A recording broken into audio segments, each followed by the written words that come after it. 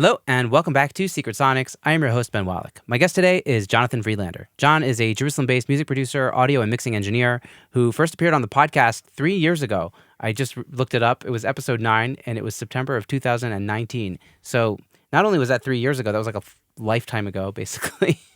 I thought it was about time to bring him back on the show, catch up. You know, we're friends and feel like we're kind of like colleagues because we're both working in the Jerusalem scene and send each other business. And anyways, he's a great hang and a great guy. So welcome back to the show.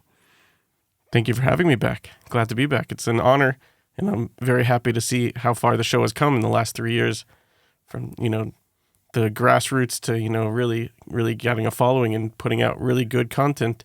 Thanks, in man. An era where there's a lot of crappy content available on YouTube and Instagram. A lot of people giving garbage advice, and you get here, straight to, the source of it. Great. I try. Thank you, man. Yeah, it's thank you for being a part of the grassroots campaign. Like just the very beginning. Like literally, I just started the podcast interviewing people I knew, and then it kind of spiderwebbed. So thanks for being part of the source or the beginning of it. Of course.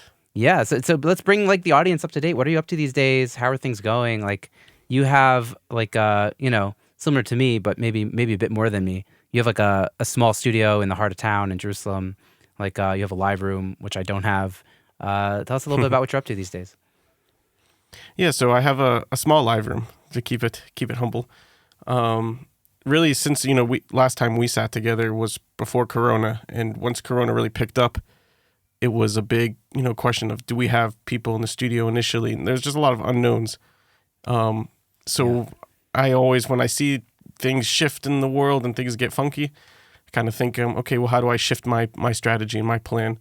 So in my studio, I set up, cameras and a screen so that clients and artists can book the space and come in and actually Zoom with other producers around the world and really be able to see them in the live room with the screen in front and the producers overseas sees the artist in the room, and they're able to start producing and writing, and they could right there on the spot whip out vocal tracks or whatever they want to lay down and shoot it over to the producer. And we're in separate rooms, so you're less of a fear of Corona and all of that stuff. So I was able to actually keep operating in that sort of capacity at the beginning. Mm-hmm. And at the same time, now that everything's kind of going back to normal, still do some live sound work here and there, and whether it's just running front of house or through my own rig that I rent out to certain events. Mm-hmm. As well as I have clients that reach out to me from my personal production touch, as well as mixing. And then just having the studio facility, it's a constant stream of random people calling me for, I need a few hours to record something.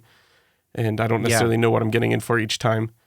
Yes. But that's also exciting. I miss that about where I used to work in America, was being able to have constant, shift of, I'm recording Frank Sinatra covers today, and tomorrow I'm recording some trap songs, and the next day I'm recording some operatic Hasidic music. It's always very different. Yeah, you work on some like really out there modern like Hasidic music. Like it's pretty wild. And the productions sound amazing, by the way. Like the mixes sounding huge. So it's like so funny for me to kind of hear like that kind of like modern low end and modern production over like such like old school Jewish words, Yeah. You're doing a lot of that stuff. I appreciate that. Yeah, it's really neat. I guess like let's talk about, how the people find you for the production work. Like how has work been coming your way? It's mostly, I guess, word of mouth. I do one song with one person, and then a lot of people that are into him or friends with him or just general fans.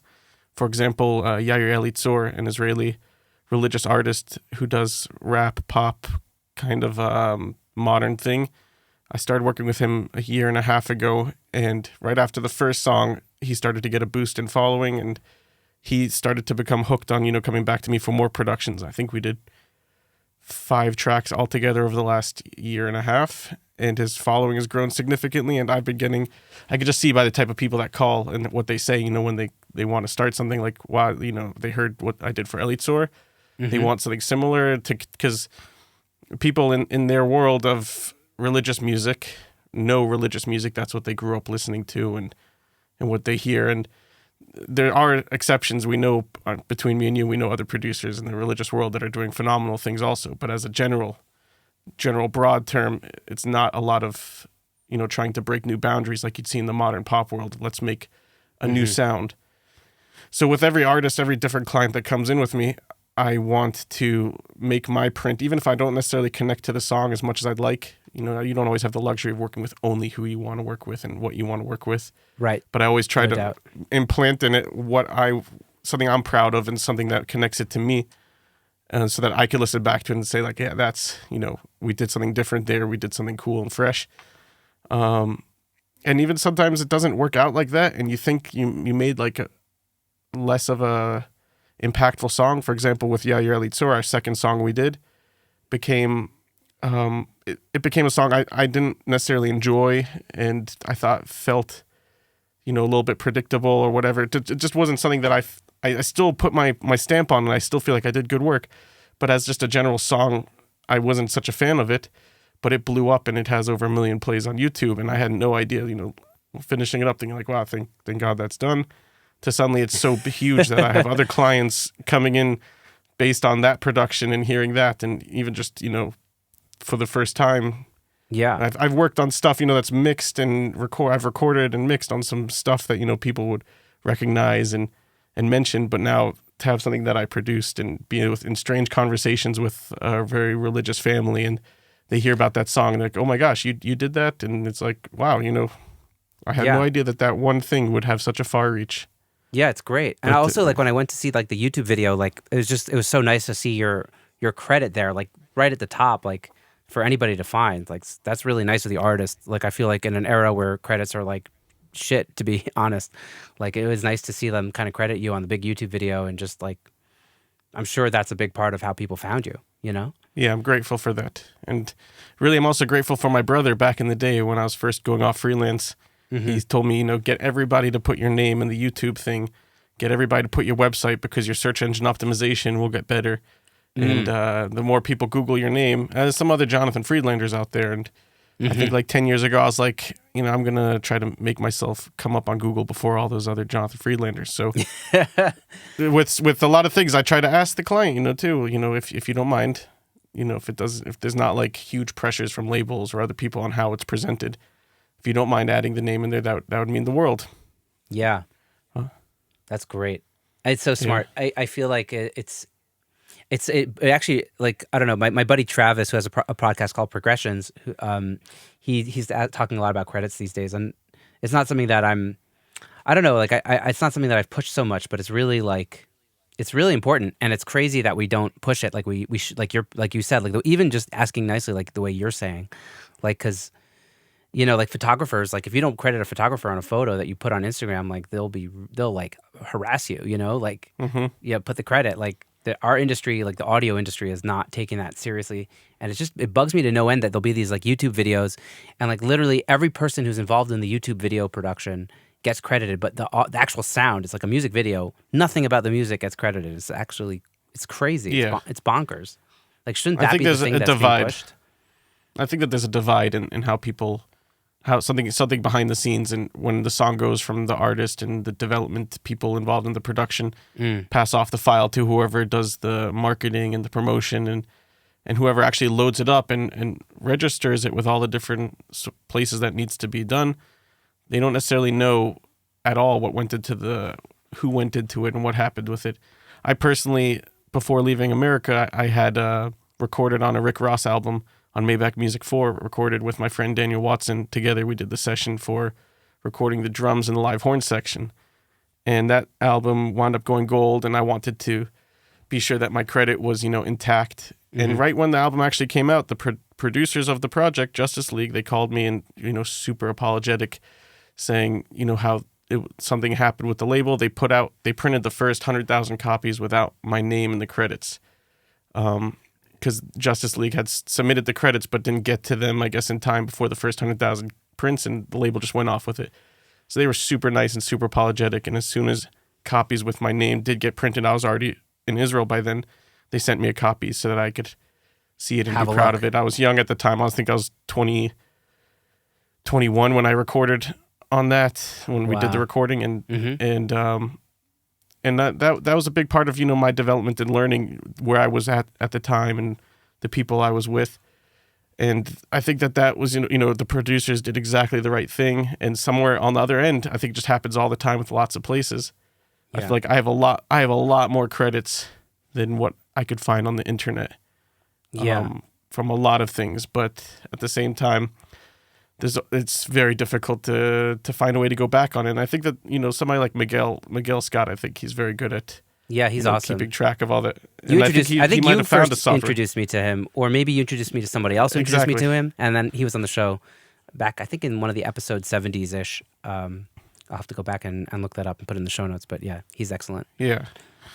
So Miguel, I credit him also. Like I've learned a lot from him, and he's somebody like if you look at, he's always learning new techniques and developing a skill. You think like 10 years ago that I thought the dude knew everything, and 10 years later, and he knows even more, and he's still learning and he's still trying new things, and I respect that so much because especially when you get into the hustle, it's very hard to keep developing your skills when you're just trying to pay the bills and service the clients that you got going on, like to spend time on development for yourself. Yeah, but I think also just doing the work is development. Like, I don't know, like it was for me, like we're friends and we're in touch and whatever, but like you sent me a bunch of links of stuff you'd worked on recently and I was like, oh, wow, look at what you've been like grinding, like that was my like reaction. I was like, oh, you're just like, you're putting in the work. You're just doing these like records and they sound huge and it's amazing. I was like, oh, cool. Like it has been a while. Like, look what he's doing. Like, this is crazy. Like he's just doing the work, Yeah, I appreciate that. But yeah, like I love what I love about other people that do what we do is just everyone that's doing what we're doing is just trying to get better over time. And like the pursuit of getting better doesn't end. It's not like a field where it's like, okay, I know everything there is to know about welding. Just threw welding people under the bus, but you know what I'm saying? Like we're just always trying to improve it because I think 100%. It's because it's a combination of science and art. It's like this like interesting. It's also what makes it so difficult. Is like there's the like the technical things that can be right or not, like better or not better, but there's also like the art which is so subjective and might be better or not be better, and I don't know. Exactly. Everybody interprets things how they interpret it. Like you could really spend a lot of time listening to one thing and thinking like it's the biggest crucial detail, like how I pronounced the tail of that word that I sang, and like, is it perfect? Is it not? Is it the right? And you listen to it a million times, like literally a million times, and then you say like, cool, I think it's good. But nobody else is ever going to listen to it a million times. So like really, like if you listen to something once or twice, like without being too emotionally attached to it, I guess, I don't know what to say, like too over OCD about it. Like 1 or 2 times you hear something, you should know right away if something's wrong or right. And if you really have to listen to it 5 times, then chances are most people didn't jump out to them right away. Right. In the grand scheme of things. That's an interesting point. Is that kind of how you're approaching mixing these days, of just like gut reactions, just taking things how you hear it? Yeah. Yeah, like I have a workflow and like a process of how I go through, but sometimes you get things that are a different genre and a different like layout, or sometimes like things are very live and some things are very processed and they require more attention or less attention. It can be very daunting. Sometimes like I got a mix a few weeks ago that was like 85, 90 tracks, a lot of strings, a lot of like live orchestral stuff, and it was a really, really nice piece of music. But it was like very daunting to dig into. So I'm not second guessing myself hardly at all through the process, unless I'm trying something, maybe a little bit different, like A-Bing. I go right in, I do my EQ, I find what I want to cut, I do the cut. I don't spend 15 minutes taking the cut off and putting the cut back on, taking the cut off and putting the cut back on, because I won't make half the amount of distance that I can make in a short amount of time if I'm always second guessing myself, rather to trust my ears, trust my monitors, trust what I've been doing. And then, once you get down the line and you've done the bulk of the work, then you could really go and A-B something. Let me take off the vocal chain and see what it was like before. Let me put together, like sometimes I'll do a mix, and then after, 6 hours of sitting on something, you kind of become less impartial to it. So you turn it off for a few hours, you go home, you listen to it in the car, and you'll notice, okay, the bass line, because bass is a difficult thing. A lot of people have taming it. And there's no like easy, like just do this or just do that, because every bass is different. So when I get back to the studio the next day, then I'll pull it up and turn off plugins in the Vote bass chain. Then I'll start to like go and see like where I went wrong or where I could do better. But in the moment of it, it's like just like how they used to do in the old days. I feel like to tape, when you got a room for 12 hours to do your mix, to tape, and you got to come out of it and be really happy with it. You do your recalls. You might have the next day also, you might not. But you're not necessarily going through that 12 hours second guessing your whole self. You're laying it out on the console and doing what you need to do. Yeah. And hopefully you know what you're doing, and you know what the room sounds like and what you're doing, and things come out good. Yeah. Yeah, it's interesting. I spoke with John Greenham, who mastered the big Billie Eilish record, and he was telling me it's like anybody could master if they had enough time to do it. But like the reason why the big mastering engineers are doing what they're doing is because they have to do it in 2 seconds, and they just do a good job. And like there's like no time to overthink it. You just do the master, and then you're done. Like that's it. Because you don't have time to go back and just second guess yourself, like you said. What were you gonna say? I'm sorry, I cut you off. No. I have that problem with mastering. Where by the time I get to it, I don't know what I'm hearing. I don't know what, I have a master chain that's for like getting my mixes up to a nice loud level and to make it feel mastered. But when somebody asks me to do a master, it's kind of like, well, I could sit here and look at your stereo track and I could do something to it, but I don't know if I'm helping or hurting. It's another world. Yeah. I think what's interesting about the difference between mixing and mastering is that when you're mixing, you're really focused on like the individual trees, and then mastering, you shouldn't be focused on more than the forest. And like when I mix a song and then I try to master the song, when I'm in the mastering process, I'm thinking too much about the individual instruments and how like the moves I'm doing are affecting it. Like if I'm boosting the low end, is it like I'm listening to the kick drum in relation to the vocal, and like that's not applicable anymore. Now it's just about energy and how much low end versus how much, like it's like the wrong approach for, like I'm thinking about mastering in the mixing in a mixer's mindset, and that's why like I can't master my own mixes, you know? You need to kind of, I think a lot of people are working like that now. Yeah, like both. Yeah, I think a lot of people are mixing with the master chain on, and a lot of times that might be the same product that's handed off at the end of the day, unless it's like a label asking that it gets mastered by someone specifically. What's your approach to that? A lot of people... Are you taking the mastering chain off when you send it out? Yeah. I'm personally, most of my stuff I'm sending to Miguel Scott to master. And if the client doesn't have a budget for mastering, then it usually will roll with my master that I did in the mix, which is fine. It's loud enough, and it's cool. Miguel just does a better job than me, hands down. And I appreciate having a second set of ears to be able to double check that I'm not like too harsh or not too fat or anything like that on the low end. Yeah.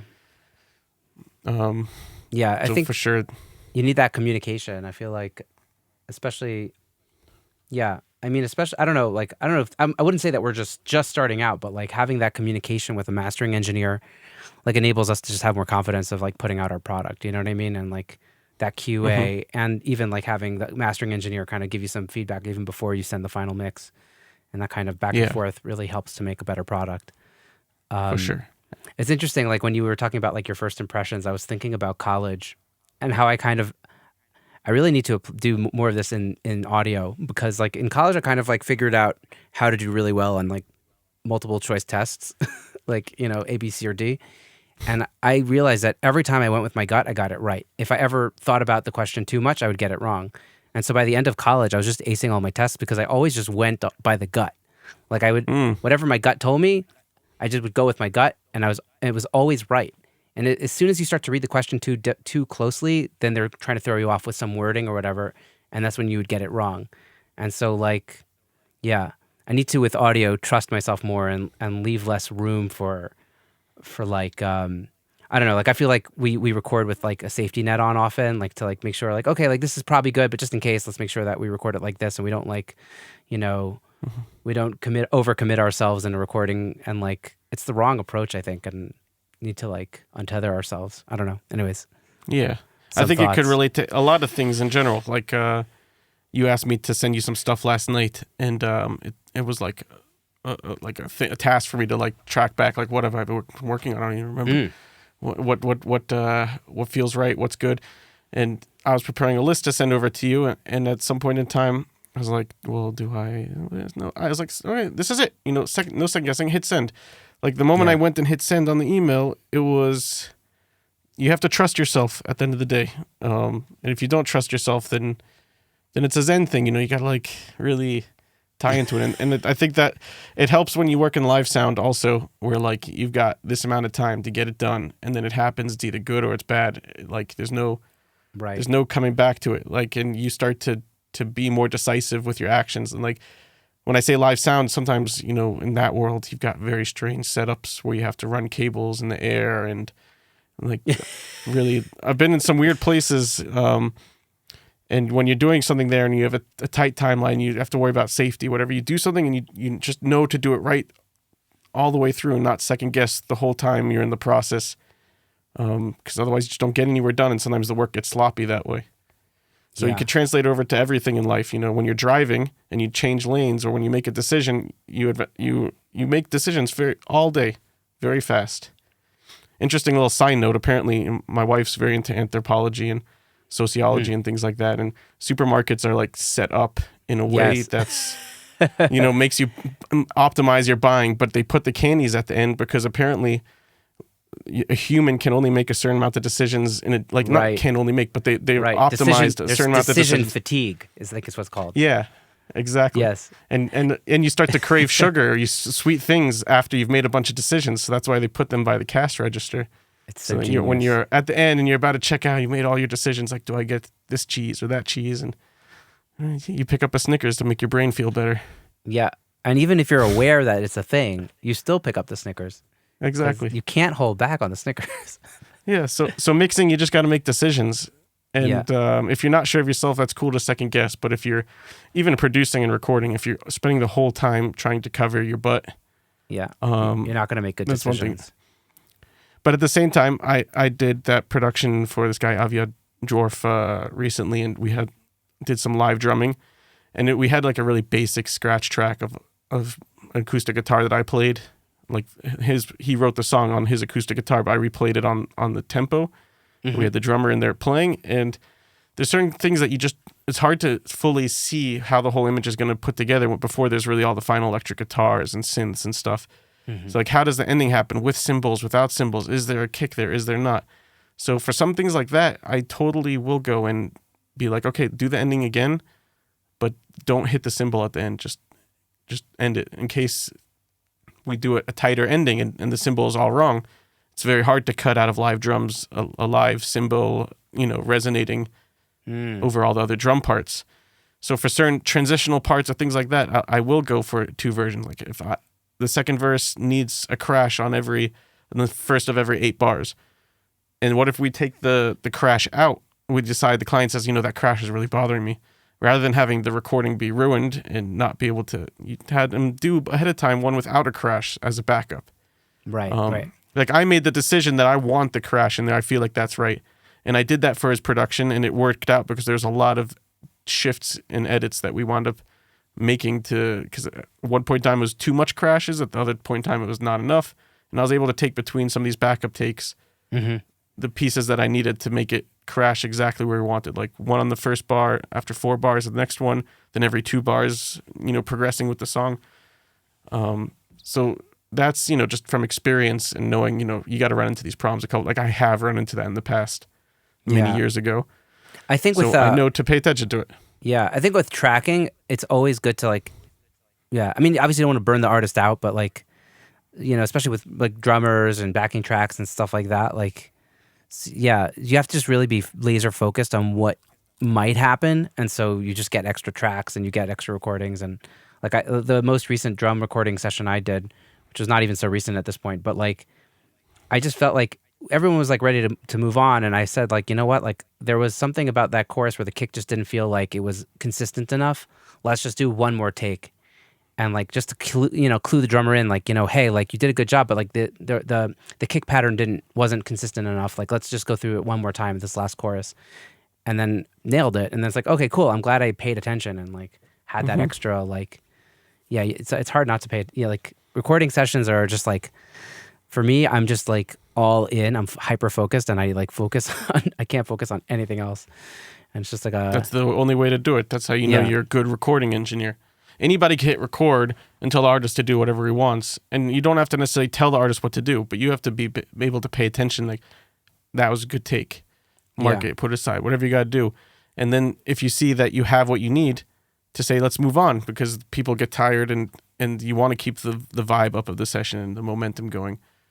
So Yeah. I'm sure you've seen this where some artists like to record, let me just record on the song like 8 times, and we'll go back and listen to what was the best each time. If you're a really good recording engineer, you could keep notes as what you liked or what you didn't like throughout, so you could quickly comp together something before they even get from the other room. Sometimes you already have a comp. But sometimes it's just tiresome and pushes off a lot of the labor when you do 8 takes Yes. of something, and then you have to go back and review 8 takes. So now you're like doubling your session length when, this part of the song, you had it in 2 takes. This part you needed 4. This one you did in the first one. There's nothing wrong with saying, I got it right, and to commit to it. And then, like we said, where there's the exceptions of not just from like a feel perspective, but, there might be that I need a little extra this, or this might bother that part down the line. Then you could shift to it. Yeah, I like to when I'm tracking, let's say vocals or whatever. Like I really like to try to move according to the song. Like I'll just go and like just work on the song until we're done. Just kind of like chronologically. Like okay, maybe I'll let the artist do like 1 or 2 takes full top to bottom just to get comfortable and warmed up. But then it'll be like okay, let's do the first verse, and then we'll do the verse and focus on like every part of the verse, and then we'll move on to like the first chorus or whatever. And so like I find like having I use my brain. I really should maybe write things down, but like in the moment, it's hard to think about writing things down. You're just kind of like mentally making notes of like that was good, like, and I kind of build the comp as I go through the song and in the tracking process, and because I like the whole like okay, just do another track, and then I'll check it out later.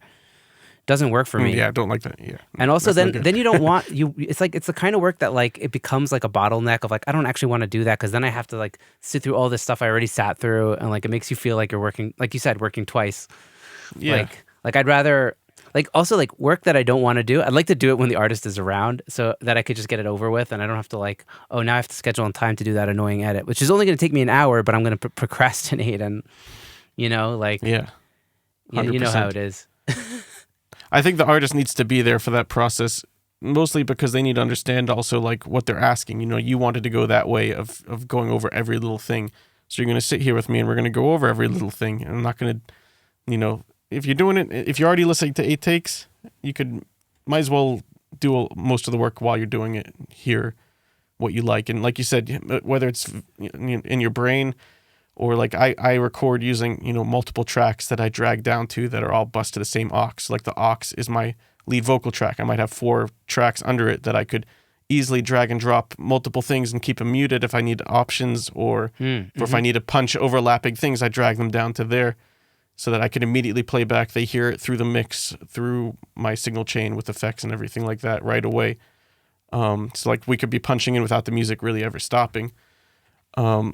But in that way, depending on how many tracks I have under there, let's say 4 for my lead vocal and my template, I could have up to 4 takes there muted on top of each other. So while a person's doing it, I could be comping and deciding on different things. In this past, we heard that take. Let's just, while we listen back, let me swap to the other take. So see if, you got to be careful with this that you don't disturb his vibe of, if he hears back something that's crazy, then he's going to stop and you miss that recording opportunity.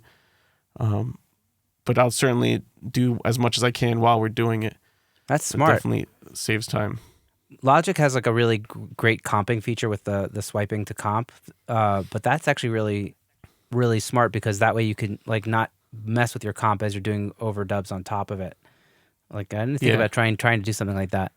That way you're not. So the secret that I learned back at Tree Sound Studios in Atlanta, watching everybody record all the rappers and the pop artists and stuff, where we need to be very fast with your vocal recording. Yes. Oh boy. Yeah.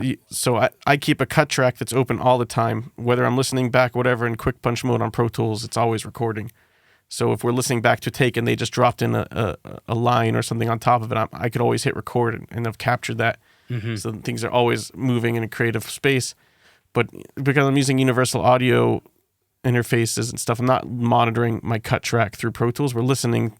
They're hearing in the booth, and I'm hearing here from UAD's mixer the vocal microphone, and then in Pro Tools from the cut track below I have an aux, and then underneath that all the tracks that are routed to the aux. So sometimes you're recording things where there's overlapping parts, where rather than have to edit the crossfade and figure out on how to do that, or suddenly pop a new track open and copy all my plugin settings and stuff over to that new track, I already have their overlapping things, so I could do doubles and stacks on the lead if I need. And underneath that, I've got the same concept for ad-libs, same concept for like guest verse, or if there's an additional vocal thing. And then I've got 2 large groups of the same thing for choruses. If there's huge gospel stacks, I could already have the space. They're all routed already to the plugins, and I don't have to be adding new tracks. And I could use things to each genre and each artist differently. One artist really likes to stack his lead vocals in the same, like he raps his verse and then he raps his verse again under it, and I got to blend them in. So those might live on the lead aux together. And then another artist might do a more singing thing where he sings overlapping lines that kind of overlap each other, and all that will be on the lead bus, and any harmonies and anything else will happen on my ad-libs or verse auxes that I have labeled in the session. Yeah, it just depends on what they're going for. Yeah. So you're all about... It's also just for me to be able to work fast. Yeah, fast, right. Yeah. You want to get out of the artist's way. That's the important thing. Yeah. Well, also, if you really want to like get clients and like build a name for yourself, then before you make things start sounding really good, you should be really fast. Well, you should still have things sound pretty good, but you don't need to have things sounding like a 5-star hotel. If you're fast and you're recording and you could keep the vibe going of the session and get a decent recording that's not distorted or overcompressed, then that's all that you need. But there's a lot of people that I get files that come in recorded in America. I don't know where vocals are distorted. Sometimes they're like distorted without even clipping. So I don't know what happened there. And you got to wonder how do you get to that point? It's a part of it. If you don't know how to mix something, then you'd never hear it. How much when you compress something and you clean something up, how suddenly you hear all of the distortion like come all the way out to the front. Before, when it's just a muddy recording, you don't hear that. But I think if you're able to just know your signal flow, hit record, and be fast with your editing and everything like that, and you're not recording in distortion, you could hand your stuff off to the biggest mix engineers in the world, labels, people, everybody would use you because you're fast. You save them money, you keep their spirits up, and the vibe is good. Speed is king. Speed is king. And speed, like if you're fast in a session and the music's always playing, you don't have to stop and edit in the person sitting in the booth, quietly, like what's going on over there. Then at the end of the session, they're like, that was awesome. Can we always work with you? Because people are so used to working with people that are slow. I don't know. But, I think in the main studio market and the everybody who's really doing this for a living, they understand that. But if you want to strive to really open new doors, the easiest way is just to be fast at what you do and still be able to deliver a good product. But if you're slow and you deliver like an amazing, beautiful masterpiece, like it's not necessarily going to bring you everybody. Yeah. There's a lot of parallels to that as well. First of all, I was thinking about Vance Powell, who kind of told me on the show, like the reason why Jack White kept working with me is because I was fast, not because I was good, but like I was just ready to record as soon as he was ready to record, and that was it. Like once the mojo's going, like it don't stop, and so it's like it's totally true. Like speed is so important, and you want to just as long as and also like with like you said, like even if you're making masterpieces but you're doing it slowly, like we just have to do a lot of work to get better at this. And like artists also need to do a lot of songs in order to get picked up or whatever. It's not about that one song. And I think we both are thinking about some artists that were way too perfectionistic, way too OCD about specific songs, and then didn't even put it out in the end. And, like, look where they are. Nothing's happening with their career.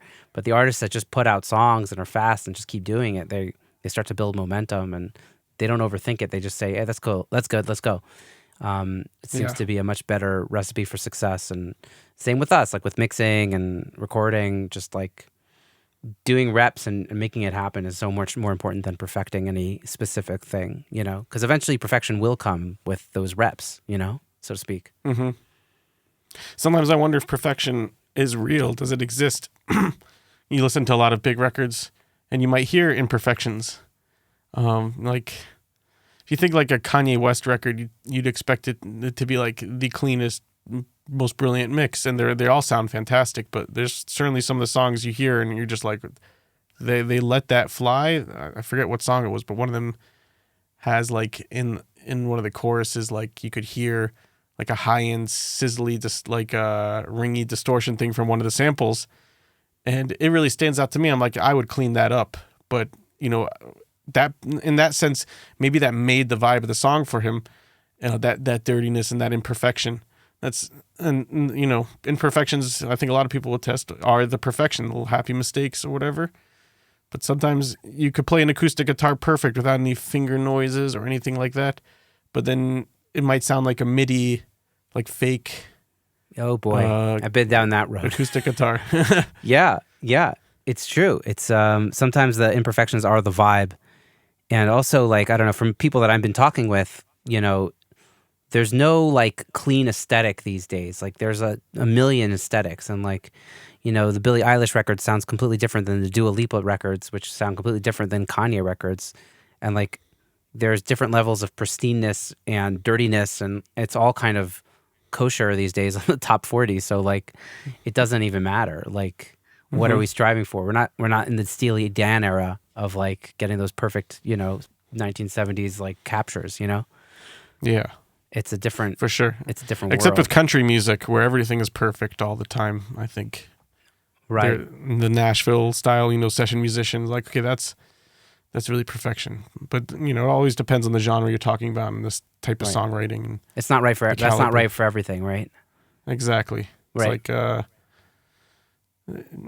everything has its own beauty. I guess with pop music, there's really, like, to go along with the modern attention span, which isn't very big, with our fingers swiping through things all day, and we expect results immediately, whether it's clients wanting a mix, like, I sent you that mix Friday and they messaged me Sunday, do I have it yet? Like, it's been the weekend. Like instant gratification. I've seen that, with interns too, that I've had come and be with me in the studio a little bit too.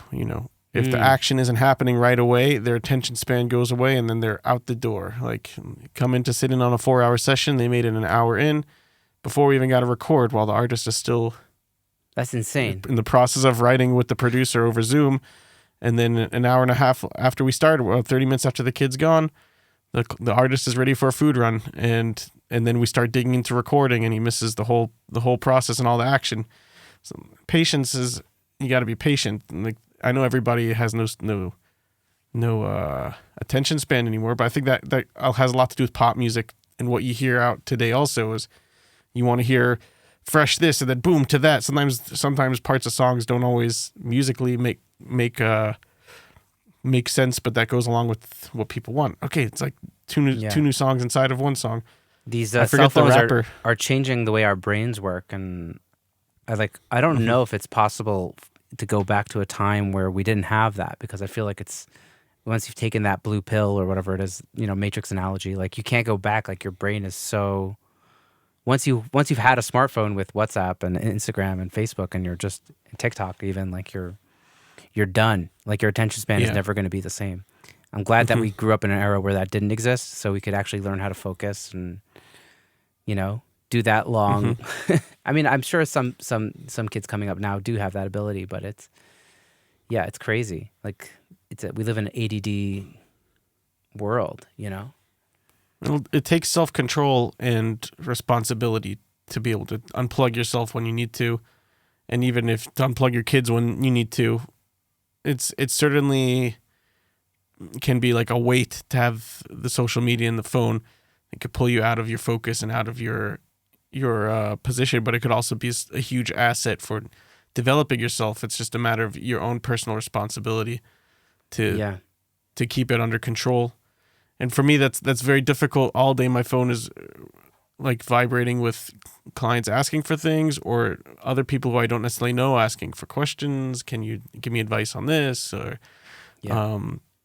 potential bookings for other things, and to be like available all day to respond to things. Like somebody sends like at 10 in the morning, I need a show track for something. That's great. I get to you as quick as I can. If I'm in the middle of another session with the client when that's sent, and then suddenly it's 3 p.m. and I have a second to stop to maybe eat and start doing something else, and I have to still send him the show track. And ideally for me to focus on what I'm trying to do in front of me, I would turn the phone off. But then you turn the phone back on, you find yourself like spending 3 hours of catch up to. Like, oh my God, okay, that's my least favorite feeling. Is like I told you, like in the session, I'm so hyper focused, and nothing else in the world matters or exists. Even as soon as I turn on my phone, I'm completely overwhelmed with that 2-hour WhatsApp catch up. It's like, it's insane. Mm-hmm. It's not normal. Like, we're not built to handle this, Yeah. Yeah.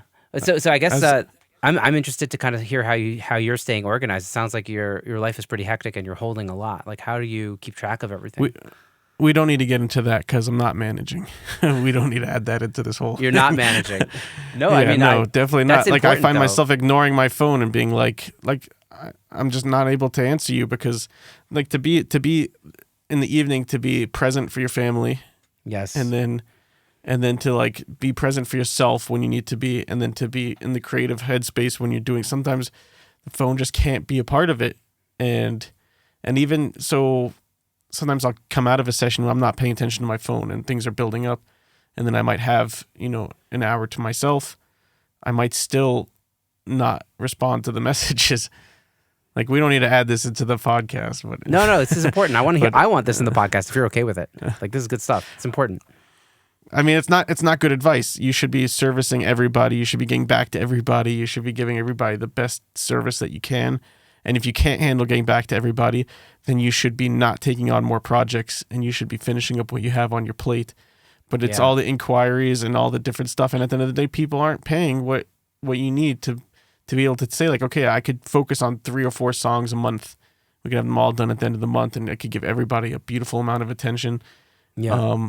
But then at the end of the month, you haven't booked the next 4 sessions for the next month, or however many it is that came in. And sometimes somebody comes in at the beginning of the month and they want something to be done within a few weeks, and for them to wait 4 weeks for it and then start something that might take a few weeks, they're not going to wait around for you.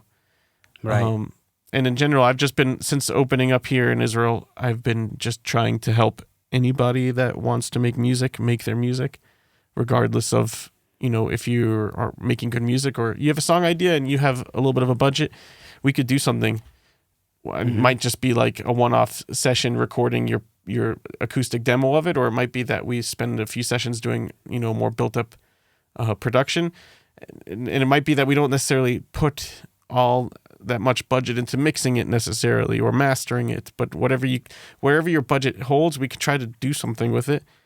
And because of that, I've got some things that are like, okay, lower attention needed, and other things that are very like much more in-depth productions, and the clients every 2 days calling me, what's the story with this? I had this idea. What if we did this? And that's very hard to juggle. Yeah, it sounds like you need a studio manager, honestly. Like, I don't know. Well, if anybody hears this and would like to manage for me, that would certainly help. There's a lot of ideas I've had to figure out how to change things around, like having an automated phone service thing where you have like the 4 numbers that you dial versus, calling me, so I could at least differentiate between a personal phone call and a phone call from like a prospective client. Yeah.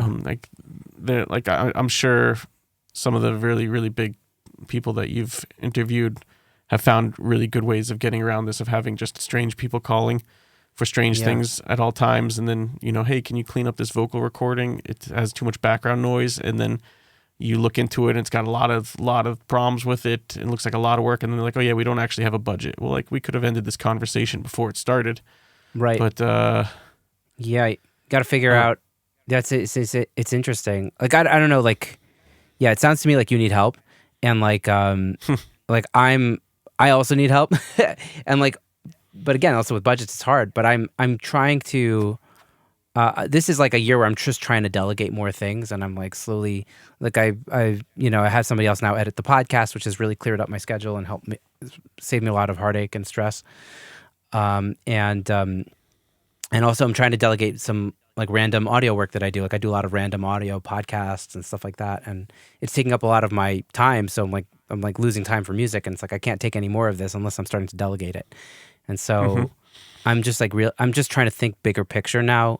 And I don't know if I'll be successful with it, but like the idea is like when I don't know, like if I could delegate some things and do the more high priority tasks myself, then I could bring in even more revenue and hopefully pay more people and like, that bigger picture kind of scaling idea, which, in a very low, not in a big crazy, not a crazy scale, but like a little bit of a scale to kind of hopefully be able to say yes to more people, but also not go crazy and, lose myself in it, Yeah, 100%. That's the way to go.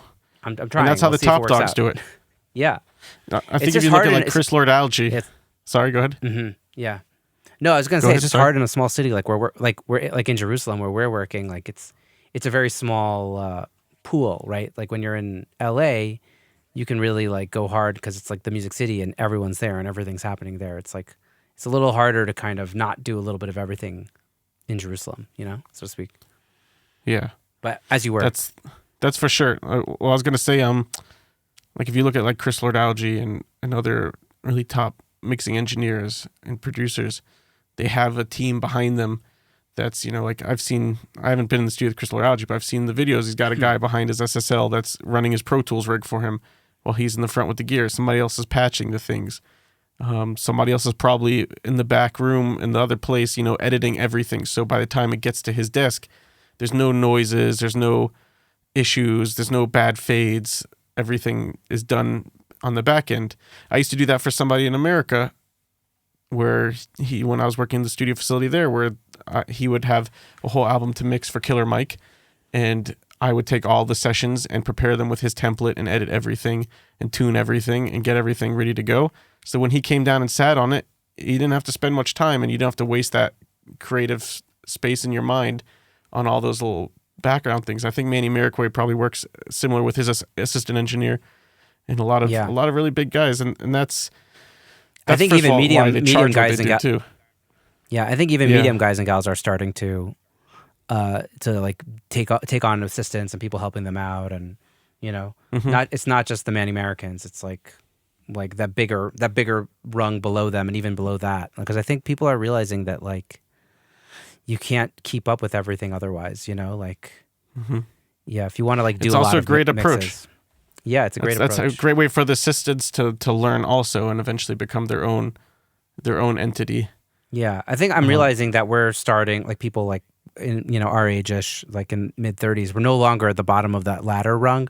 We might not be at the top of the ladder, but we're still like a rung above where we used to be, and like it's time to like let other people kind of come up under us and like hopefully raise them up as well, and that can hopefully help us also. Like I'm starting to realize that like, oh, like I've been doing this for over a decade. Maybe it's time for me to kind of like, not just do everything myself. I don't know. That's kind of been my. We'll see how it goes. You have to evolve and develop, and just like I said at the beginning with Corona and how I had to shift the studio the way it was operating, for that in the same perspective of yourself, how you handle the workflow and how do you handle handing out tasks and how you budget your clients accordingly, that it makes sense. For me, for example, I'd love to bring in an assistant. I don't necessarily have the financial stability to pay anybody a salary, so it's very difficult. And then at the same time, my whole rating perspective, how my rates work with clients would have to shift. But it's something that when I'm ready to make that transition over, it'll just be a restructuring of, okay, the songs and the services cost differently than what they used to. And this is how I have to do it to be sure that I could say, okay, my buddy over here, the assistant, he's going to tune all the vocals and edit the drums and do everything before the session comes in front of me. So when I come in on Sunday, I'm ready to go 2 hours of mixing and we have something good to go. And then I can move on to the next song and get a lot more done in that way. Yeah. But with the current rating scheme that I have now, it definitely doesn't work. And then, it's a scary thing. Everybody has to deal with it. Like, how do you know how to not to overcharge, and how do you know not to undercharge? Right.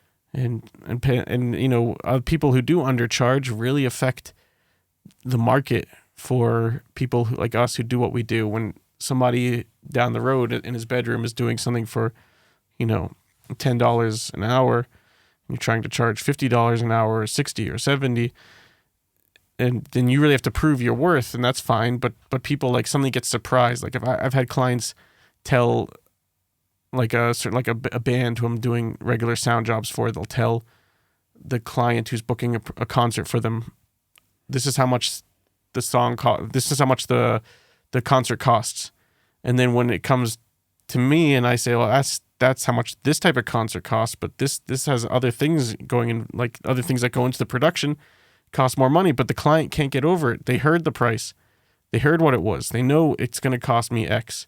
So why would I want to pay Y when X wasn't appropriate or should have been mentioned in the first place? So Right. other people out there, booking themselves for really cheap or for free really affect how people perceive our services and what we're worth.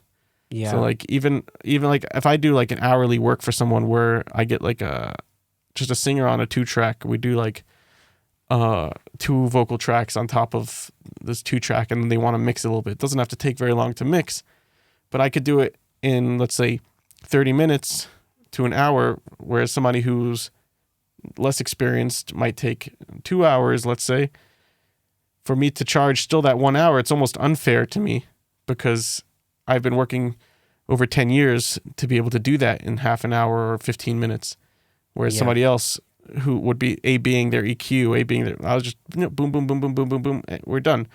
So is it fair that I only get paid for the 1 hour when I should just get paid a mixing fee, regardless of the fact that it was really easy? Yeah. Well, I mean, I guess it's in your control to decide to get paid a rate, to come up with perhaps like a fixed rate or something for exactly stuff like that. For stuff like well, that. I've had that for like a fixed rate sheet. If it's vocals to a 2-track, and if it's a multi-track mix, then it's something separate.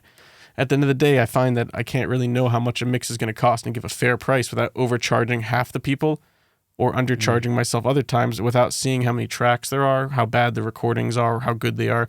If the sources are great, everything's awesome, and the vibe's already there, sometimes really not a lot of work into it. And if the client already doesn't have a big budget, then I don't feel comfortable, overcharging them as if it's a full-blown thing. And you could also have a 2-track sort of sessions. I've had this before where there's a million vocal tracks. All of them need crazy amounts of tuning and alignment and surgery. And if you give them a price thinking like, oh, it's a 2-track, it's easy, and then suddenly it actually becomes 4 hours of work to be able to get the vibe and things under control in the song.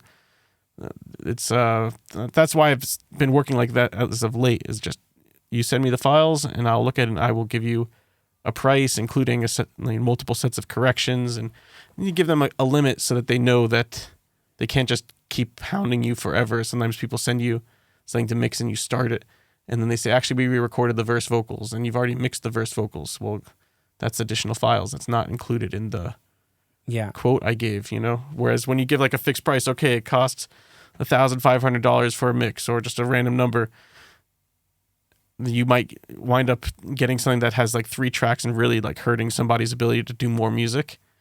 Or you might be right on and earning exactly what you need to earn, or it might still not be enough for the amount of work that sometimes is involved.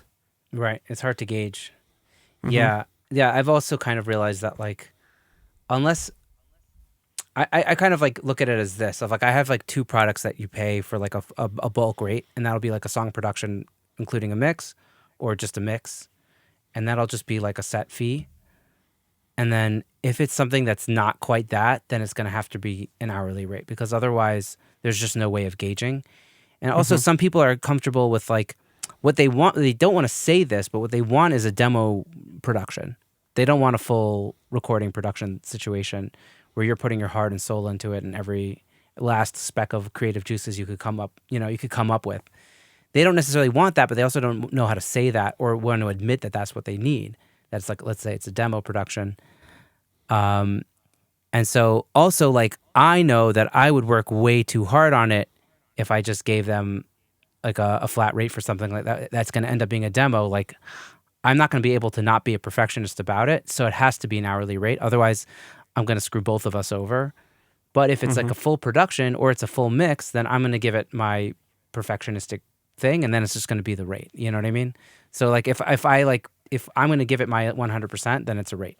And if it's not, if it's like unclear or it's like gray, then we'll do like an hourly thing, because then there's just no other way to like be sure who's getting screwed or not screwed over. Yeah. Yeah, I don't know. That's Sometimes kind of the artist, where I'm at. sometimes the artist just wants you to be their like plugin or their mouse and keyboard. Like they want to be the producer. They want the final say. Like no matter what advice you give them or tell them, like, that actually doesn't, that's not so cool.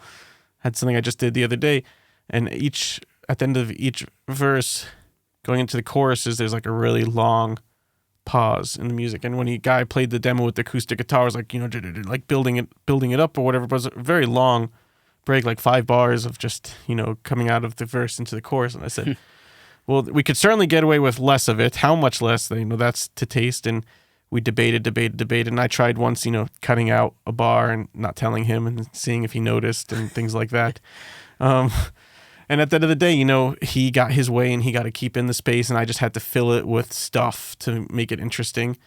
But that's an example of like, you really want to produce yourself. I'm just like, okay, load that plugin on and it makes a sound like this. Like I've got maybe a certain sound that I get out of my MIDI type of production stuff that some people want. And so, okay, here's my chords, here's the thing, and I'll give my direction.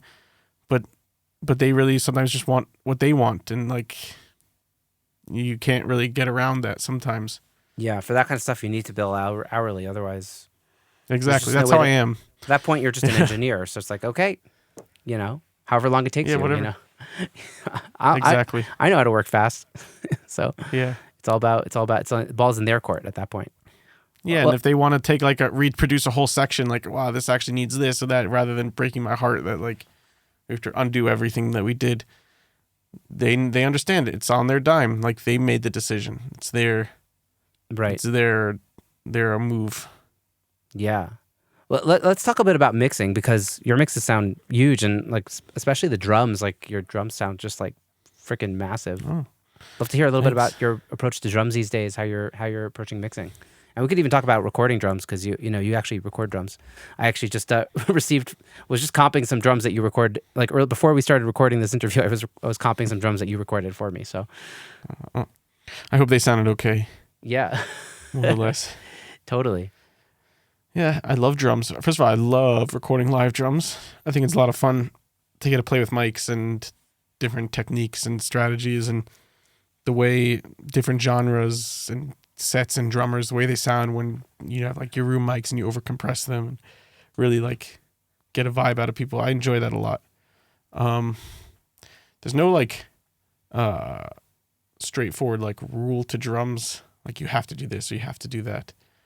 But sometimes if I get MIDI drums that are from Contact or Battery or from a client's sounds or something like that, not like my main thing, but I like to make sure that they sound appropriate to the song. Like you might have found like a kick that sounds like good on the song, but maybe through EQ and a little bit of compression, it could sit in the mix a little bit more, but also to try to give it some character so it's a little bit more unique from the original sample that came out of the MIDI library.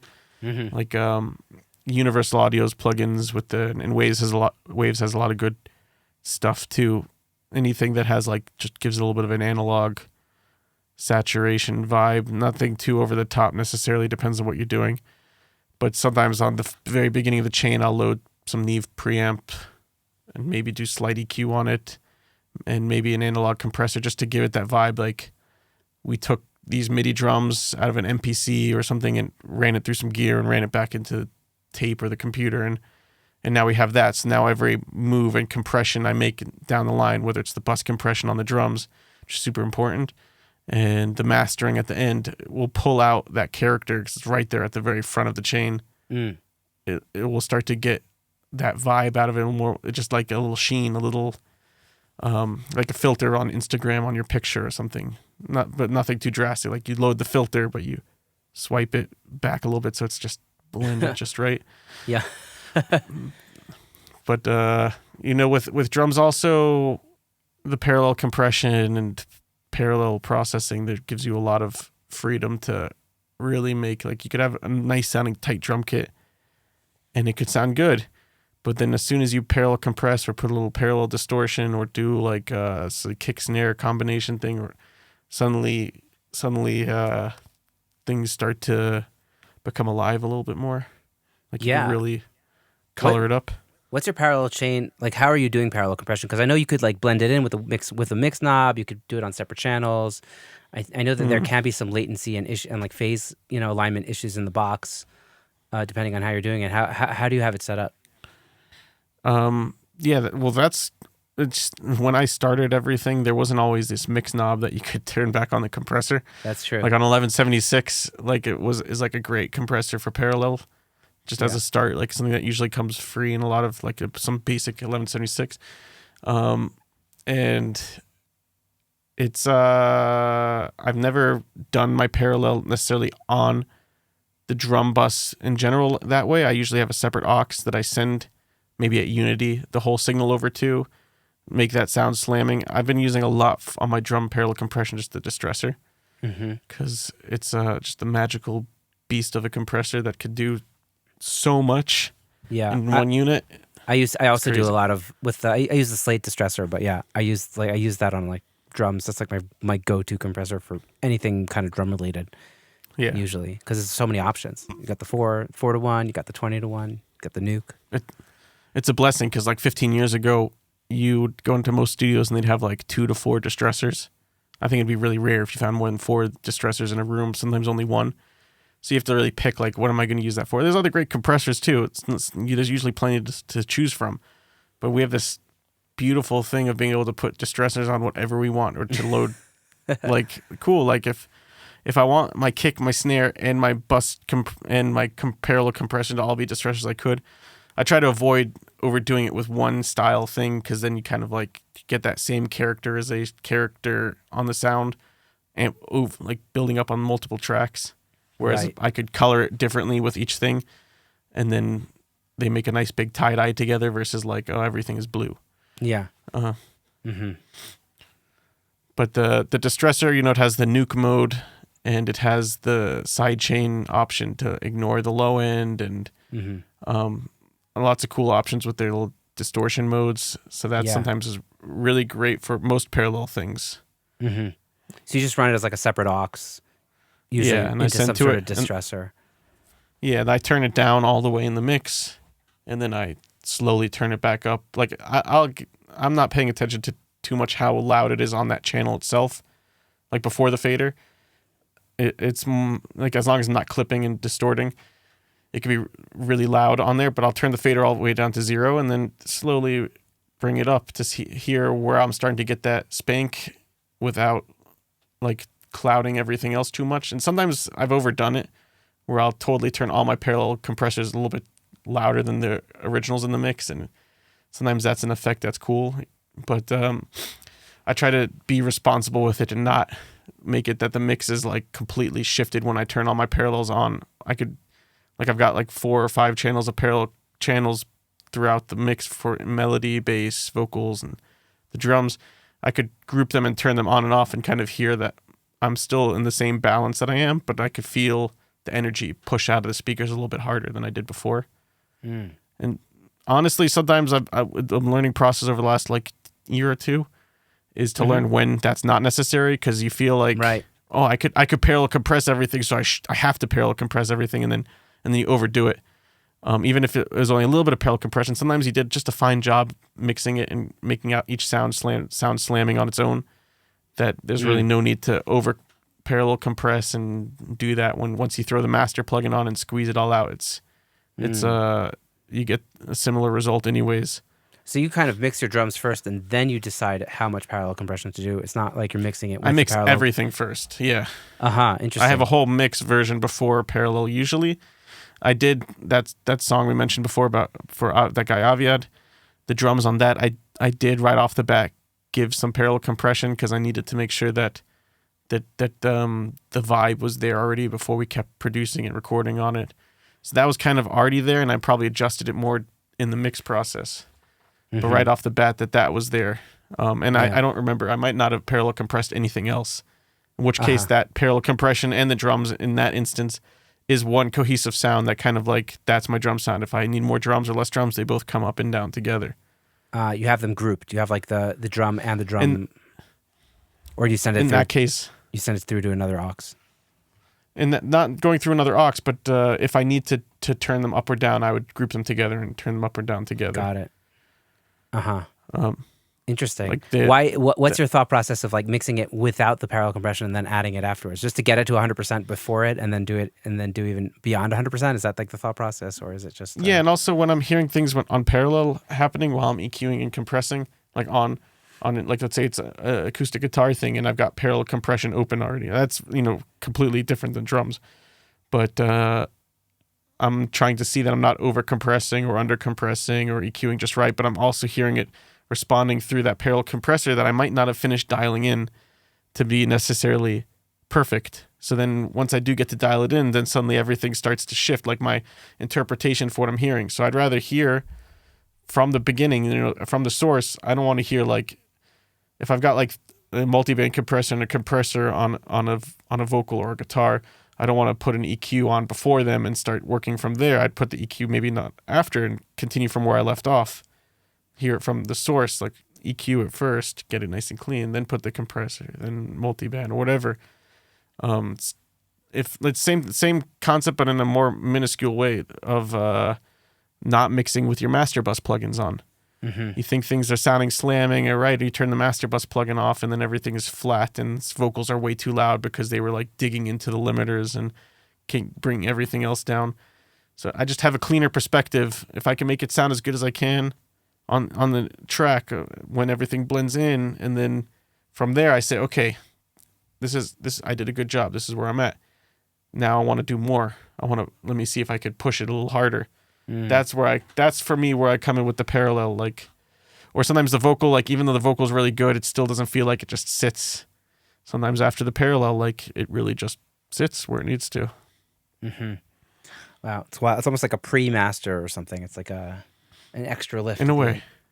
But I guess I think some people master like that too, don't they? Where they like they use parallel processing in the master. I think Miguel does that. I wouldn't be surprised. Maybe that's where I heard it from. I don't think most mastering engineers do. I think most mastering engineers don't use parallel compression in the mastering stage, but I could be wrong. From like, I think a lot of people. Yeah, probably not most.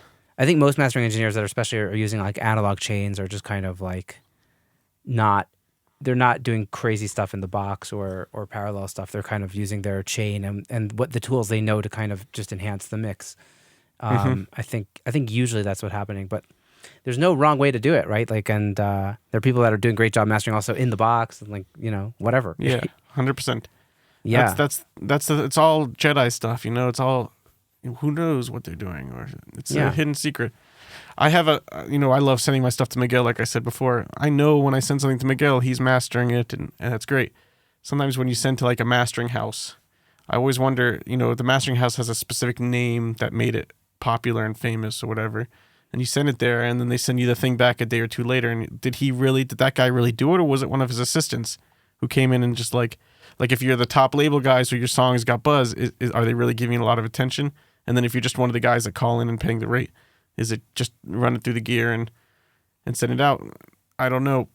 And that's why I like using an individual, having a relationship versus, but the mastering houses, the advantage is you send them the thing, you get it within a day or two.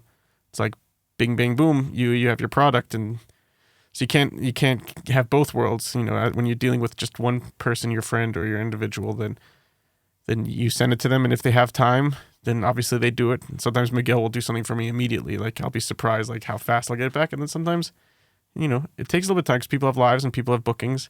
Right. But it's better because you have that relationship, so you get a better product and you know what you're getting versus, not knowing whose hands were on it throughout the process. Yeah, totally. Something that I'm thinking about now, I'm curious where you're at with it, is like the stereo bus processing And I've been talking to some people recently who have been telling me that like because of the deliverables that major labels are asking for, like you kind of have to have your stems match up as a final mix because of like Atmos and everything that's going on now. And so like stereo bus, you can't really be reliant on stereo bus compression the same way you used to. You kind of have to let everything in the stem level be kind of, that's where that compression is happening. And kind of when you bring it up in the master chain, it's just a bit of like EQ or something. Where you, because I spoke with this guy Tim O'Sullivan. The episode hasn't aired yet, but he was telling me about this, and I kind of felt like almost exposed for like leaning too deeply into my stereo bus processing, and like maybe I need to like do less of that and work it more from the ground up. Like where are you at with that stuff? When you say stereo bus, you mean like my mix bus, my master bus of everything all together? Yeah. I don't mix through anything. Mm-hmm. I hear without. I definitely don't feel like I'm on that level of expertise. Like if I was really had a great grasp of mastering, then maybe I'd have something I'd run through. And like certainly I have dabbled with like the SSL bus compressor and stuff like that. And like in the recording process, like when you're on a console and recording a band, like that's a lot of fun to have there. It helps add energy. But mixing, I don't leave anything on, but I do at the end of the mix obviously turn on my whole master chain, which has at the top, I use at least lately the last year or two, the Abbey Roads mastering suite. I do a little bit of compress in there, a little bit of tweaking, and then my limiter is an EQ after that. And sometimes at the beginning of a production or as I'm going down the line, I might leave a lot of the Abbey Road stuff off because I don't want the client to get too excited just yet. Like if I make it too exciting with that, or then sometimes the next time they hear it, they're like, I don't hear much of it. It's not that much of a dip. But then I know always down the line if I need to give them the extra, like, wow. There's a few little things you could do on the Abbey Roads thing that quickly enhance it. Nice. You don't want to give away the final mix yet. Yeah, even if it's not the final mix, like sometimes I'll do that on like a rough mix, and then they'll fall in love with it, and then I can't go back and change much because they're too in love with it. Right, because of demoitis. So, yeah, exactly. So it helps me with the demoitis thing to keep them. And sometimes I just do it. It's not really like a regular thing. It really just depends. But I've never sent anything for Dolby Atmos use yet. And I think with that, it might even get not just your mix bus stem, but like my sessions are broken up to like an aux for the drums, an aux for the bass, if there's multiple bass lines, whatever, anything bassy, an aux for all my melodic instruments, which has inside of that other auxes for, if there's stacked acoustic guitars or strings or whatever, lots of different groups. And then my vocals on the bottom. So let's say my melody bus, sometimes I do glue all of the instruments together with a little bit of compression on the melody bus.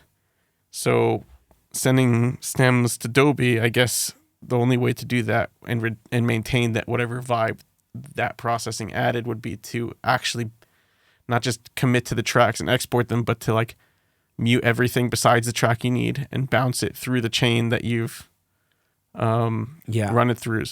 Otherwise, things start to change. I've had that for certain productions now that are going to be performed in concerts, and they're building Ableton sets based on the instrumentals that I bring them. I have to give them individual tracks, and I have to make the decision like, what counts? We have this Santoor thing that's like really 8 tracks on its own, each idea, but then it's broken down to like, okay, 2 stereo tracks of like a modern interpretation of what a Santoor would sound like versus the classical version of what a classical Santoor player would play on the song. So rather than give them each individual stems, I had to give them those auxes. But then if they don't need every element in it, so I give them a separate folder of everything broken down on their individual tracks, but then that's missing the processing on the group. So it's hard to decide, and you don't know necessarily what they're going to need when they get to rehearsals. Right, and start you don't know what's going to be needed down the line. It's confusing. Yeah, so I have to spend a lot of time giving them more than what they probably need and be really detailed and organized, because that's what I want when people send me stuff, is for it to be really organized and detailed. Yeah, totally. Yeah, you might need to get some sort of like Bounce Butler or Bounce Factory or something to help you out with these things. Yeah, that's something again I'm not great at, is finding, like, developing with these new technologies that come out, like, oh, this thing will automate that process for you. Like, I still don't know if I trust it. I know that I'll do it right, and I don't necessarily have all the hours to learn how these things work and to experiment and have things go funny. Yeah. But it's also not that regular that I have to send out huge show tracks like that for Ableton mixes. It's like most times a basic show track works. Yeah. Same here. I'm not. Yeah. I mean, hopefully when bigger clients start to come through the door, that'll be when more of like the bouncing of stems is going to take place for me, and then then I might have to get some extra help in automation and that. But I'm not there yet because it's not. Well, that's where your assistant will come in handy. Maybe, yeah, if that happens. Yeah. All in time, hopefully. Amazing. Well, John, your mixes are sounding awesome. Let's have a listen to what we're talking about in the sauce segment. You sent me a track called "Closer to You" by Levite. I think I'm pronouncing it correctly. I don't know. You don't know? It's her name is Hannah, and the Levite thing, I didn't know anything about that being her stage name or anything like that until the song came out. She's a new artist. I think this might be one of her very first releases ever. Yeah. So we're still learning about who she is and what she's planning on doing. Yeah, totally. So let's have a listen to that for about 90 seconds and we'll chat about it. Sound cool? Cool. All right. So I'm going to listen in real time and then do you want me to take it from like a specific moment in the song? Yeah, I guess just before the bridge, maybe. I'll start I don't at know about what missing. I'll start at like 1:30 or so and then listen through for a minute and a half. Okay.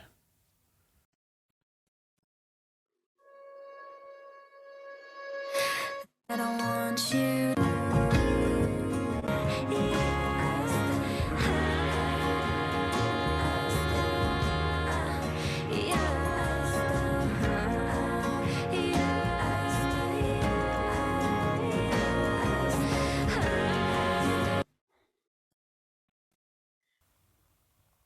Yeah, John. Well, it sounds amazing.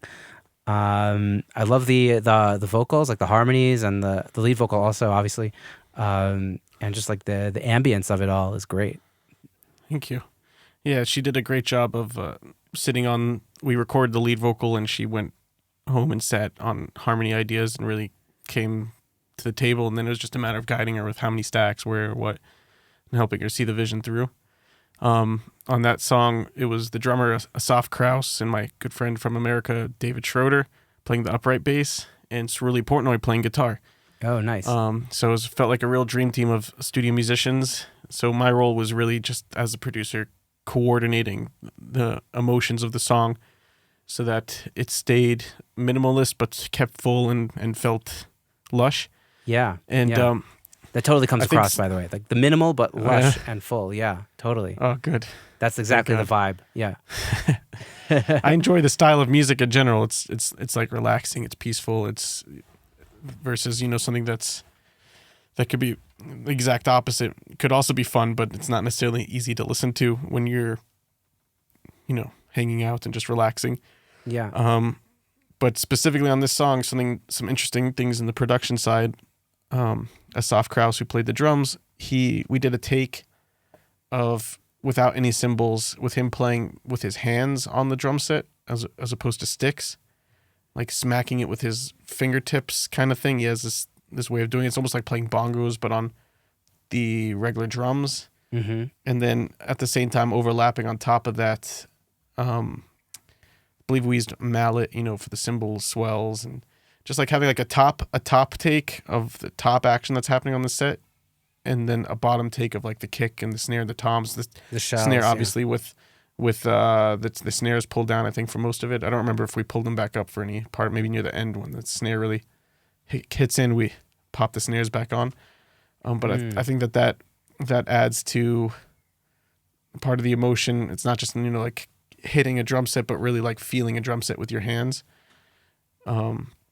I think that was a big part of it. And interesting. Again, guiding the emotions and the vibe of the song. I felt like my biggest like source of pride out of the song was coming out of the bridge into the outro, where if the music kind of reaches a climax and then like opens up into like much more openness.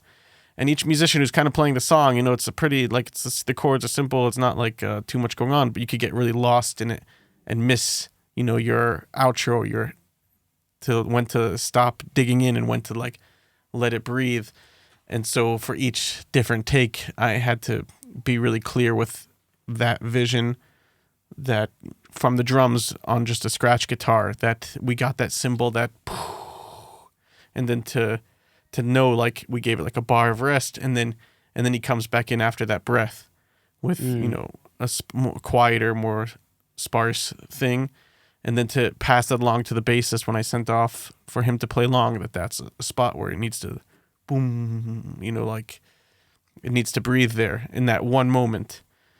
And the same thing when Surly was here in the studio and we were doing the guitar parts, to be able to guide him on every stack and every layer of what was going on there, that's where that needs to happen. So you build, not just that, like, you stop at the right spot, but that you build up to it in just the right way, that it really, you feel that release.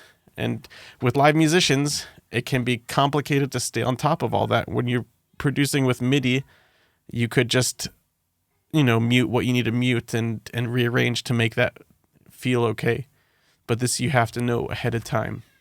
Right, but you also get that benefit of having organic instruments. Like, there's, if you're building up with a real instrument, you could really do a subtle thing that it's really hard to do with MIDI. Like how hard you're digging in, and like there's just something about real music, human musicianship, that kind of can really build that emotion, that like something you can program doesn't build the same way. Maybe it works for like trance music or whatever, but like for this kind of, organic, lush thing, it really is nothing like the real thing, And the emotion really comes across, which is great. I mean, also in the lead vocal has so much emotion. That's like great. It's like you could tell she means what she's singing. For sure. I really enjoyed working on that song. Nice. And, like you said, with the MIDI dynamics, like if you want your MIDI to sound real, then pay attention to your dynamics. Like if you're programming a hi-hat part, there's so much more swing and groove you could put in by just lowering certain hits and raising other hits. You could shift instead of just like it's just it's mind-blowing. So like you said, with a human musician, they naturally Right. do that. So you just need to guide them into doing that in the right spots. But I know some people who program MIDI, and if you have the time and the patience and you understand your dynamics, you can make a lot of really realistic sounding things. It's, again, just a budget thing. For me, when I have a client and they want a part done, like, hey, I'd like this horn section played on this song. And I say, that's great. Well, for me to program it, it could take me like forever, like many hours to make it sound real and program it and get all the that, the rise, the basically the envelope, the sound envelope of a horn is very difficult to emulate in the MIDI world.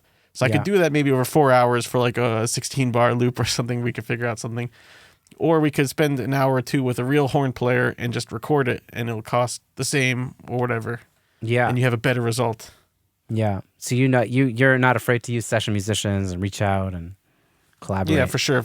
If something needs to feel real, even if like I play guitar, but I'm not an amazing guitar player, so most of the stuff that I could do for clients I could play myself will do. But sometimes I'll be like, it really just needs something that's more like this. I'm like, oh, that's great. Well, that could take me like 8 hours to learn how to play, and then I could record in about an hour. So let me just bring in a guitarist who could do it in an hour. Yeah, totally. I think a lot of what I bring to the table with my productions is because I'm like a good enough bass player, guitarist, and piano player that I could do most of the things. But then sometimes you just need that right musician to do it. Like you just really need a better piano player than me, or you really need an amazing guitar player. So like, I also try to bring in when I can, when the budget also allows for it, and it just depends. But it's amazing. And in terms of like the mix of that song, like how did you get how did you treat the upright bass and get it to like sit nicely with the drums, if you remember? I treated it real nice. Yeah. That's what I did. Upright bass is really difficult. Yeah. It's not something that I do all the time. It's not like always crossing my plate. Like I'm sure if you're a bluegrass mix engineer, you probably know exactly what to do to your upright bass. I don't necessarily know, and I don't necessarily remember, but I think it did involve multi-band compression and dynamic EQ to be able to tame. You still want a full low end, but you don't want to feel like super subby from an upright bass. It's supposed to feel natural, and you still want to be able to keep some of that, the intimacy of finger notes and the feel of fingers on the fretboard. So really just about controlling the subs and nurturing the low mids in just the right way, and probably a lot of EQing and cutting tight notches out of certain frequencies that bother, or and the same thing with the dynamic EQ. And then from there, just vibe compression and keeping it in one, not necessarily one spot. Like it obviously could have ups and downs, but to keep the dynamics under control, because you don't need it hopping up above other things too much. It could sit right where it needs to. Yeah. Well, it sounds great, man. The track is excellent, and the emotion comes across. So, congrats. Thank you. Yeah.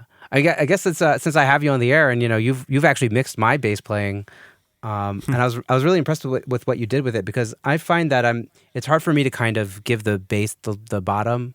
Like I find the bass usually works better when you give it the bass as opposed to the sub, and like you give the kick, like let's say the 60 the 50 hertz area. And I think the track that you did, you like made my bass work so nicely with like the sub in like a it was almost like a pop rap song or something.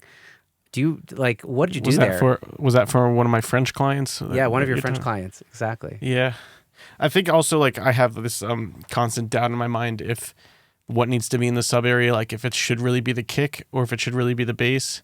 I think it's also genre specific. Yes, and like maybe both are the right answers, and it's just a matter of how you sidechain one against the other, so that when the kick happens, maybe the sub scoops out. Yeah, like with a dynamic EQ or with just a regular sidechain compressor on the bass, so that the kick always is able to poke in. Yeah. And yeah, it's just like with the bass, with my perspective with everything with mixing is you got to fit everything out of your speakers. So the more stuff you have, the more EQing you're probably gonna have to do to squeeze it all out there to get the whole frequency range out. So with the bass especially, I think, we want more bass. We want it to feel bigger. So we're always turning it up and making it bigger and boosting the bass, but that might be the opposite of what we need, versus like to cut out every bit of bad frequencies that I could get away with cutting without altering the sound of the bass. And then from there compressing it a little bit, and then maybe cutting out some more frequencies that bother me, and then compressing a little bit. So I'm constantly like, you're heavy-handed. Heavy-handed, but with a light hand, because I'm not doing huge drastic cuts, but I'm doing a lot of massaging.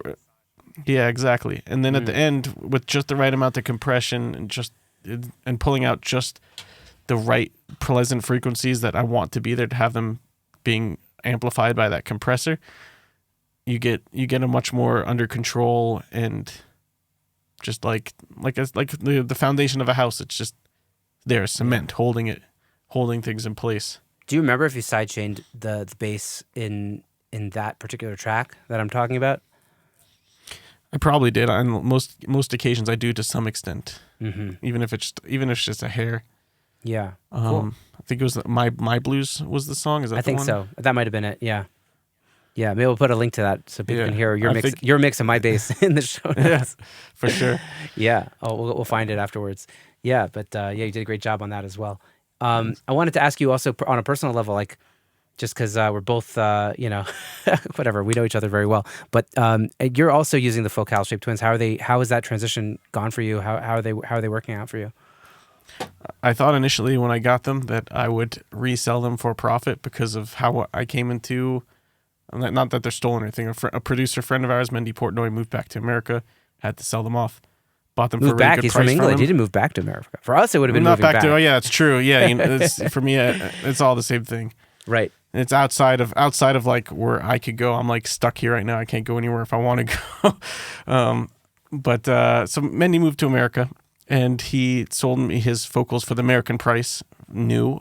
And in Israel, because of the way things work here, it's extraordinarily more expensive. So I thought I'd just sell them for a profit. Or like if I didn't like them, I'd sell them for a profit. But now I'm completely addicted to them. Yes. I use my NS10s much, much less than I used to. I think I used them yesterday for a little bit. And before that, it had been a few weeks since the last time I referenced something on them. something about the vocals clarity and the stereo image lets me hear my effects processes, like my reverbs and delays. And if I were to like use the Haas effect and like delay one side of my delay, I really feel the clarity in all that much more. The NS10s, you don't get any of that same detail, so you could still check like, okay, does the mix sound good overall or bad overall? But I'm not getting all that, the little details. It's almost like I'm wearing headphones when I'm in front of them. Like you could hear those subtleties. And it's just been translating really well. Once I got more or less an idea of the low end, which I still think I'm struggling with, especially depending on like if I go to the back of my room, there's a lot of bass in my studio in the back of the room, which makes you have your doubts. I always have a doubt in my mind of if it's too much or too little, but things seems to be translating really nicely off of them to everything else. Yeah. So I think I'll stick with them for the next 20 years or so. Amazing. 20 years. All right. That's good. That's awesome. Yeah, I'm loving them also. They're just exactly the same thing. Like the image is amazing, and also like they just translate so well. Like what I was on before, I was on. Yeah, I'm like almost like ashamed to admit that I was on HS80s for so long, but I was, and there was something in the mid range that would not translate, and I think it's because of the crossover point or whatever, and their dual drivers and things that I know less about than other people, but as soon as I moved to this, like the mid-range translation was just like instant, and the low end is also just translate. Everything is translating. It's crazy. Yeah, it's great. It's a powerful thing to have that tool pop into your life.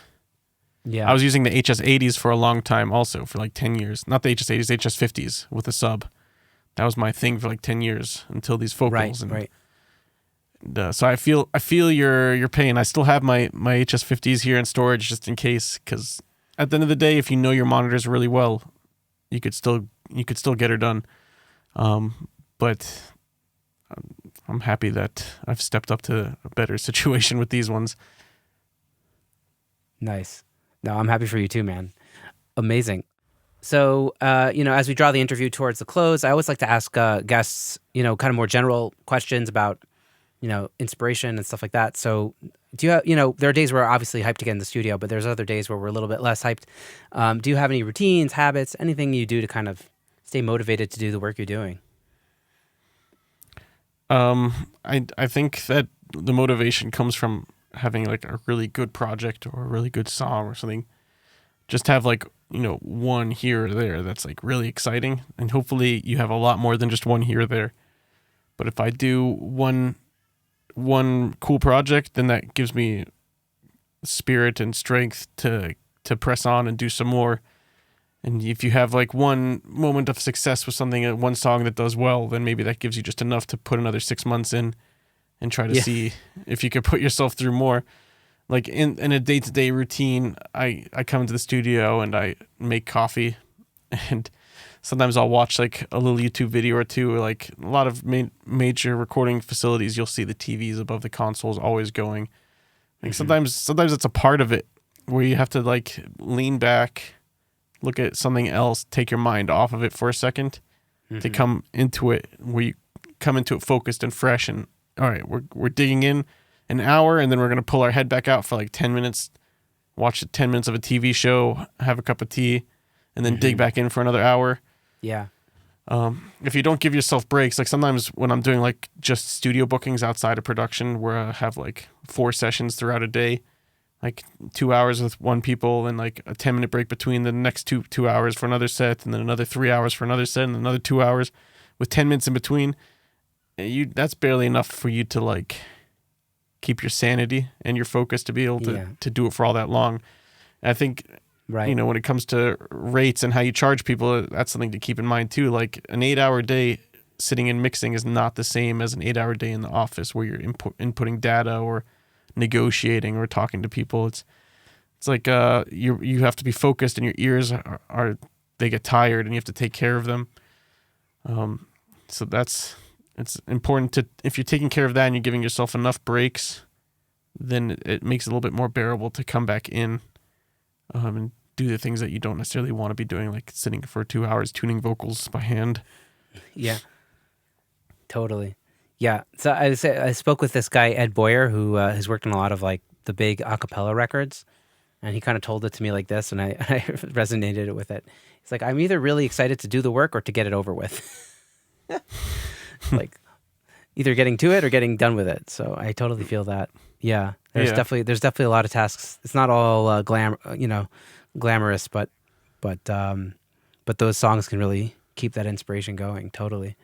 Yeah, amazing. And I definitely asked you this the first time we chatted, but it's been 3 years, so who knows? Maybe things have changed. Looking back on your journey, is there something that you did or didn't do that you'd want to maybe impart on, a kid coming up now, like a listener, of something to either keep at or maybe not do, as something that was instrumental in your journey? So it broke up a little bit, so I'll just check the question was right. Something that I would do differently or keep the same about how I've done things. La Briot, bless you. Thank you. Edit that out. But maybe, thank you. We'll definitely edit that out. Let me just ask you one more time. Just looking back on your journey, was there something that, and I'm kind of rebranding it as phrasing it towards somebody who's coming up now, advice for the kids getting started today. Was there something that you did or didn't do on your journey that you'd want to impart as like a lesson of like, hey, keep at that or don't do that. That'll hold people back. What would be that one piece of advice you'd give to somebody? One thing I'm glad I did is I took the time to do a free internship.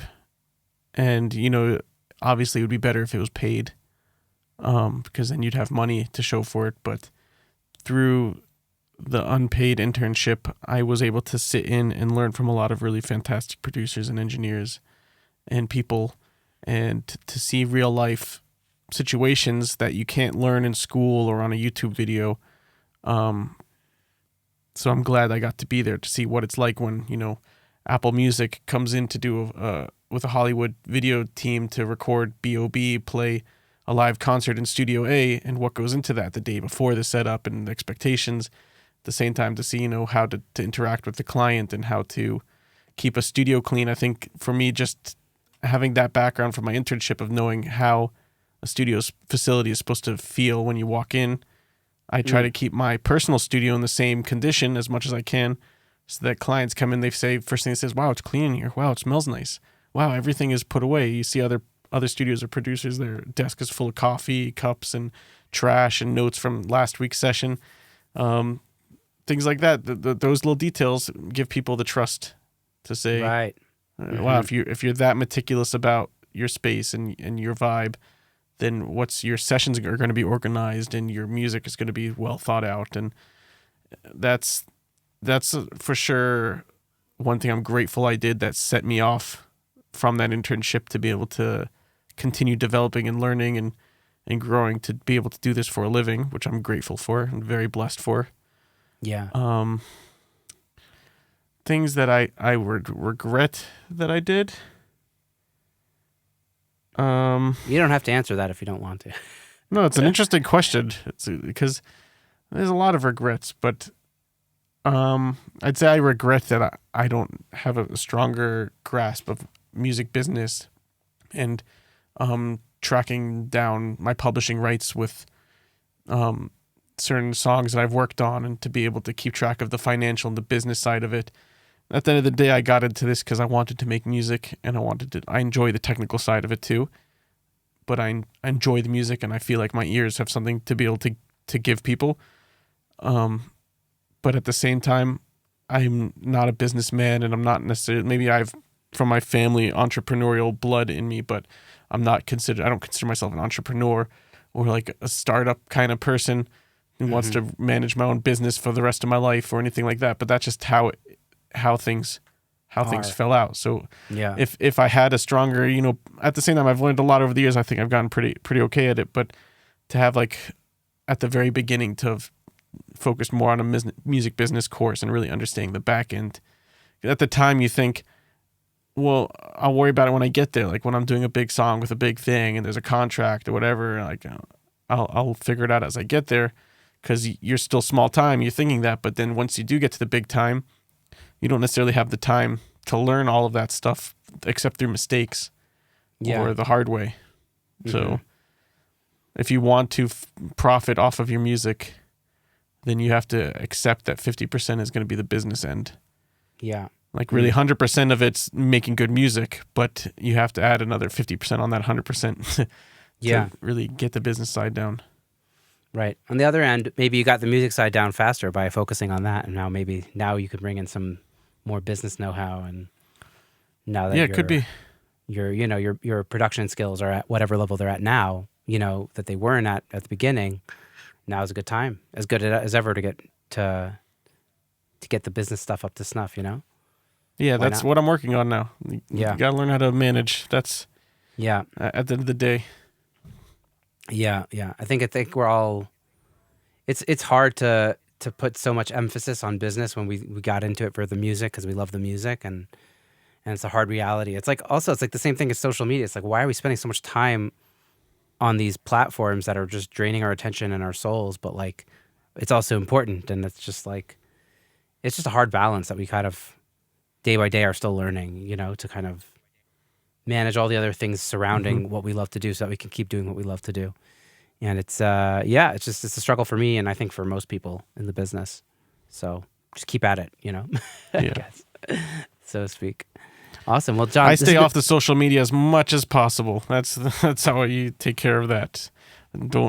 There was a high season, for when you had an opportunity to promote yourself on Facebook and Instagram and make a lot of money and bring in a lot of stuff. But I think just like, hip hop music today is saturated with lots of people trying to break in. The whole social media platforms is all just more advertisements and people shoving stuff down your throat. So like, is anybody really wanting to consume your promotion on those platforms anymore, or do you need to promote in a different way or find a way to make your stuff digestible? So like, just stay off of it. That keep your ears open to the next new big thing where that's where you'd promote yourself, because that's when like TikTok was huge for promoting people. It still is, but like at the beginning of it, that was when you really had your chance to make a huge. Now it's like who cares? That door's already been closed. Yeah. Interesting. Yeah. I think what's cool about Instagram, as opposed to like Facebook, I think Facebook is basically dead, except for personal, people that you're actually friends with and personal things. But like with Instagram, which is what's cool for me with Instagram, is I'm able to actually connect with other people that do what we do. And I find it very easy to reach out to guests, let's say for the podcast, or to connect with people that like my podcast can like reach out to me on Instagram. And I feel like, I don't know if it's like a community. It's not quite enough to be a community, but the access to people on Instagram is really phenomenal. And that ability to kind of just be like, hey, like by seeing stories of people that have been on the podcast, I know what they're up to, and then I could reach out and be like, hey, that was awesome, that's great, and just keep up that relationship. And it's a great way to kind of just keep that connection going.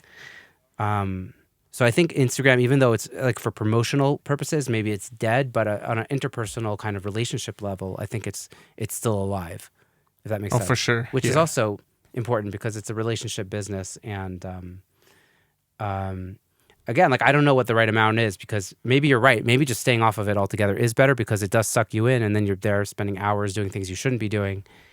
And you could spend that time, getting better at organizing, or better at mixing, because you're just mixing more music or something. You know what I mean? I guess like the pursuit of what to do with your time is an existential crisis always. It's something I struggle with, because we all know that time is limited. So yeah, I don't know. You gotta have the yin and the yang, the zen and the enough to know what you're there doing it for, because you're exactly right. Like, you still have to keep interactions with people. I've been wanting to delete my Facebook for years now, and I just can't, because still there is the need to be able to reach out to someone if you need to, and right. That's just the only avenues of doing that these days is social media. But at the same time, my negative outlook comes from, when I open up my Instagram, I'll see like, okay, 4 new messages. Let me go see who these are. This guy wants me to pay the money to promote my page. This guy wants me to pay the money to promote my website. This guy wants me to redo my graphic design logo. Like, that's great, but I don't know who any of these people are. If it's like a outsourced graphic design company in India that's mass bulk messaging everybody, or So I think like what is still powerful with Instagram is you are following a certain person, you have that interaction with them, so you could still see just the people who are related to you in that way. Whereas other platforms, maybe it's like just a lot of other stuff happening. Like you kind of talked about like the yin and the yang. You kind of have to figure out the right balance. The problem is that the platforms draw you in anyways because they're just seeking your attention, and it's rough, man. It's a rough world, but I guess this is what we have, so we have to deal with it. You know?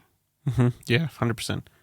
Anyways, John, this has been so great to catch up with you, and I hope to catch up with you again soon in person, off the air. Yeah, it's good to see your face, man. Good to see you too, man. I appreciate it. It's been too long. Yeah. Hopefully we'll be back in another 3 years with some more Maybe less. information. Maybe. We'll see where we're all at. Yeah, hopefully less. Well, yeah, something like that.